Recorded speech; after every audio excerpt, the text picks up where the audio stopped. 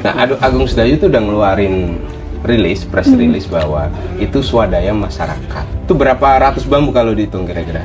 Karena saya sudah punya tugas kemarin oleh redaksi untuk ngitung secara presisi begitu ya, berapa jumlah bambu yang dibutuhkan untuk pemasangan pagar laut itu. Jadi kalau kita hitung dari dekat, kebetulan kita dapat sewa kapal nelayan, jadi memang bisa sangat dekat lagi dengan lokasi pemancangan bambu itu.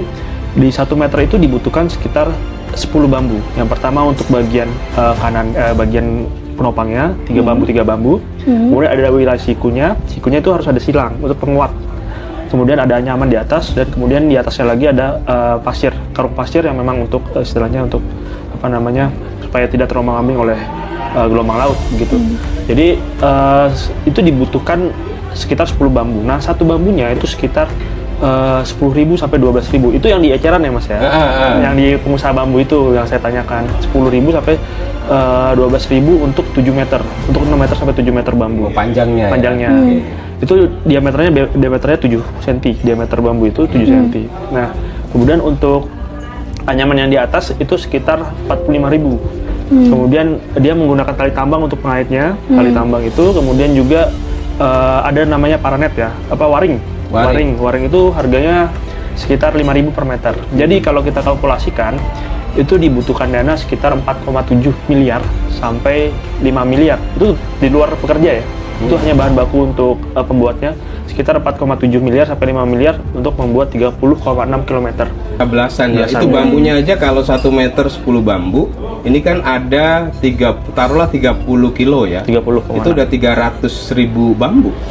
30.000. Karena kalau 1 meter 1 kilonya udah 10.000 toh. Dikali 30. Iya. Belum ongkos ya. Mereka di buruh yang dipekerjakan itu berapa tadi? 400.000 per meter. Kelompok kita hitungnya. Kalau 30.000 kilo berarti sekitar 12,6 miliar. Nah, itu buruhnya aja. Untuk buruhnya. Sekretaris Jenderal Partai Gerindra Ahmad Muzani memastikan Presiden Prabowo sudah memberikan perintah untuk mencabut proyek bakar laut yang diduga milik pengembang PSN PIK 2 Agung Sedayu Group.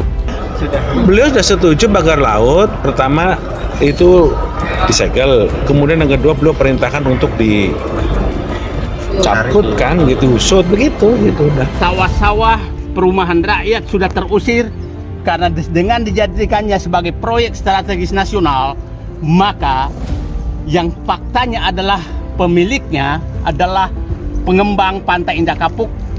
Nah, mereka bisa mengusir rakyat tanda kutip sesuai dengan keinginan mereka, karena dengan PSN proyek strategis nasional maka rakyat tidak berhak lagi mempertahankan haknya, dan mereka harus rela melepaskan tanahnya dengan harga yang sudah ditetapkan, tidak ada tawar-menawar. Apabila Anda menolak, maka Anda hanya disuruh ke pengadilan, tanahnya tetap diambil dan berperkara di pengadilan. Rakyat sekarang mengalami semua seperti ini. Lihat, nelayan-nelayan sudah tidak bisa menangkap ikan dengan baik, memasang bagan. Lihat, bambunya nggak bisa lagi dipasang karena laut, pinggir laut sudah dipatok oleh pengembang. Sawah-sawah sudah habis, termasuk salah satu sawah saya juga, tambak saya kena juga. Nah, ini dipaksa oleh penguasa untuk mengusir rakyatnya demi atas nama proyek strategis nasional yang sebenarnya dinikmati oleh pengembang untuk kekayaan mereka. Prabowo juga meminta agar permasalahan pagar laut itu diusut tuntas. Saat ditanya, apakah pembangunan pagar laut itu ada kaitannya dengan PIK 2, Muzani enggan berkomentar. Sebelumnya publik dihebohkan dengan kemunculan pagar laut seluas 30,16 km di pesisir Tangerang, Banten. Usai viral, Kementerian KKP lalu menyegelnya karena diduga tidak memiliki izin dasar kesesuaian kegiatan pemanfaatan laut. Pihak Agung Sedayu melalui kuasa hukumnya Mu'annas Alaidit membantah keterlibatan kliennya. Ia memastikan perusahaan milik konglomerat Sugianto Kusuma alias Aguan tidak pernah melakukan tindakan yang menghalangi akses masyarakat, termasuk nelayan ke sumber daya laut. Dari mulai pengiriman sampai penancapan, itu saya perhatikan tahulah tiap harinya. Pengiriman bambu itu menggunakan alat-alat berat atau bagaimana itu? Pengiriman itu dari mobil truk, Bu. Malam tuh 5 ngompoy. Malam hari? Iya, malam hari. Lewatnya juga dari rumah saya. Iya. Tapi gitu. Bapak nggak diajak kan? Nggak. Pernah ada ajakan ngajaknya gimana? Dikasih uang, satu bambu berapa? Maksudnya ngajaknya untuk kerja, karena saya punya kapal perahu buat masang bubu gitu. Itu pernah. Cuman saya pikir dari mana gitu kan? Kita pengen tahu persis lah. Takutnya nggak dibayar lagi kan gitu. Itu persoalannya juga, itu sangat ya, setelah lama kemudian ya, dulu sih cuma pagar membentang ya. Ke sekarang udah ngotak-ngotak ya, bener kata Pak Khalid tuh, jangan-jangan itu ada apa-apanya. Pada saat nancepin pertama kali tuh Pak bambu-bambu itu nggak sempet nanya, ini buat apa? Oh, sempet Ngobrol dengan para pekerja di sana. Sempet nanya. Nah iya, sempet nanya, Pak mohon maaf ini buat apa? Buat pagar laut loh. Kok laut di pagar gitu, buat apa? Ya katanya sih buat PIK 2 gitu, Agung Sedayu kata si karyawan itu. Itu jelas disampaikan. Jelas ya? disampaikan. Itu seperti itu. Nah sekarang tuh tempat bongkaran bambunya ada eksekusi apa? Ya seperti itulah. Siapa yang masang nggak tahu. Ya yang jelas sudah ada tanda di situ. Sekarang sudah disegel ya Pak? Sudah disegel. Gitu. Tapi klaim ini dipatahkan oleh pengakuan beberapa warga. Mereka mengungkapkan pemasangan dilakukan pada malam hari. Bahkan beberapa warga melihat 5 unit mobil truk sedang konvoi membawa muatan bambu menuju Pulau Cangkir. Karena penasaran, beberapa warga mengecek ke lokasi. Pada keesok harinya, ia kaget ada sejumlah tukang yang sedang sibuk memilah bambu. Jumlah tukang tersebut 10 orang. Mereka memasang pagar bambu menggunakan 3 perahu. Saya mengetuk hati kepada pejabat, punyalah hati nurani. Mereka tinggal di sini udah ratusan tahun tinggal di wilayah ini, tapi mereka harus terusir atas nama proyek strategis nasional yang sebenarnya tujuannya adalah untuk menguntungkan para pengembang merampok negara ini. Wahai para perampok negara, merampoklah kalian, tapi janganlah menyiksa rakyat. Tapi saya harap berhentilah merampok. Baik, berarti Pak ini sekali lagi kami garis bawahi bukan ujuk-ujuk muncul bambunya. Oh iya. Tapi betul-betul ada orang yang memasang. Iya. Kalau pengamatan Bapak apa? Dimobilisasi, orangnya banyak gitu Pak, masang secara serentak Oh tiap enggak. malam? Kurang lebih 10 orang lah yang saya tahu. Sampai hafal Pak, jumlah orangnya sampai hafal nih Bapak. Tapi kan ini 30 km loh Pak. Iya, Setiap biasa malam tiap berarti? hari. Setiap hari, setiap malam? Iya. Tiap hari jalan itu. Bapak sempat nanya upahnya berapa mereka masang? Kalau upah itu ada yang harian, ada yang borongan yang saya tahu. Yang harian berapa Pak? Yang harian itu kurang lebih 100-an lah kurang lebih. 100. Yang 100.000. bulanan, yang borongan. Kali 10 orang. Kalau yang borongan katanya per meter persegi katanya gitu. Tapi upahnya kalau yang borong saya belum paham tuh seperti apa. Pagar itu katanya KKP barang bukti. Ya, Karena disegel. betul. Pertanyaannya apa sudah disita apa belum? Disegel belum langsung disita? Belum tentu disita, karena sita itu kalau barang bergerak itu disita dulu baru minta persetujuan ketua pengadilan. Oke. Kalau tidak bergerak, kalau barang itu tidak bergerak, maka persetujuan izin dulu kepada pengadilan baru disita. Baru dia menjadi barang bukti, alat bukti. Oke. Nah, kalau ini kan belum jelas, baru ditempeli. Kalau nempeli kayak gitu aja kan ibu-ibu, emak-emak aja bisa kan pakai sablon kan. Jadi, dan kalau menjadi barang bukti tidak perlu seluruh, cukup 1 meter aja. Kenapa? Yang paling diutamakan seperti Angkatan Laut katakan, saya salut pada Angkatan Laut, demi rakyat. Itu jangan sampai gara-gara ingin menyidik belum tentu kapan berkekuatan hukum tetap.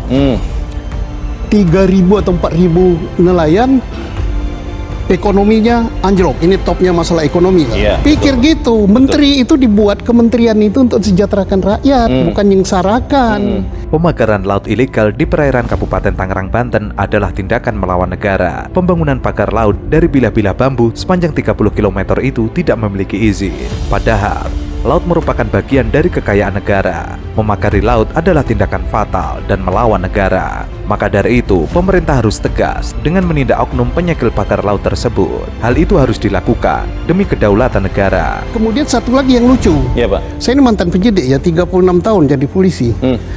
Dikatakan pagar itu untuk mencari pelakunya. Nah sekarang udah sekian lama, siapa pelakunya? Belum ada, Pak. Ya Belum ada tanya pelaku. aja kepada nelayan, Pak Kulit, Pak siapa itu? Dia udah tahu pelakunya. Oh. Dia katakan yang borongnya itu ini namanya, yang bayarnya ini, yang ini kaitannya ke ini, yang ini kantornya di Jakarta Barat terkait dengan perusahaan apa tadi? Kongguan apa itu namanya?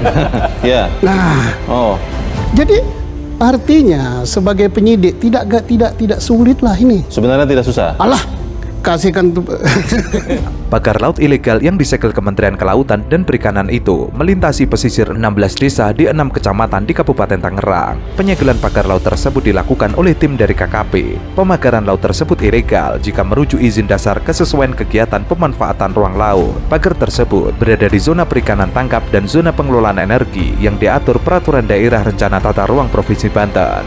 Selain itu, pemagaran laut juga tidak sesuai dengan praktik internasional di United Nations Convention. Keberadaan pagar itu berpotensi menimbulkan kerugian bagi nelayan dan merusak ekosistem pesisir. Lebih gampang lagi menyidik ini pidananya banyak sekali.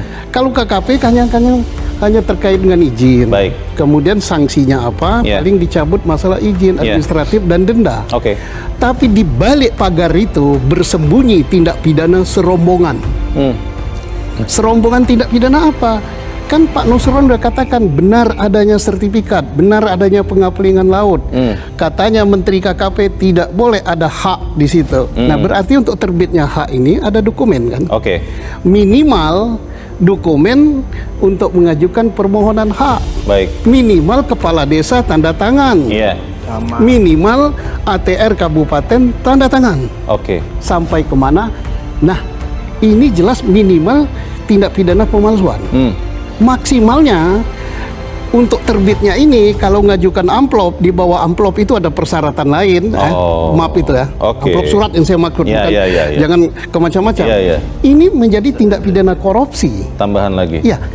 Kemudian karena ini merusak habitat, ini tindak pidana lingkungan hidup. Ini bisa kena tindak pidana pelayaran. Sekian dugaan pelanggaran ini, Pak Susno, yang harusnya mengusut nanti KKP atau polisi, Pak? KKP hanya masalah izin. Kalau masalah pidana itu KPK harus masuk. KPK bisa masuk. Jaksa Agung atau Kejaksaan masuk. Kemudian polisi masuk. Karena di sini ada pemalsuan, ada apa-apa. Tidak harus dilaporkan ya? Enggak ada. Kalau melaporkan itu kan delik aduan, baru perlu ada pengaduan. Ini bukan aduan, ini bukan perzinaan ini.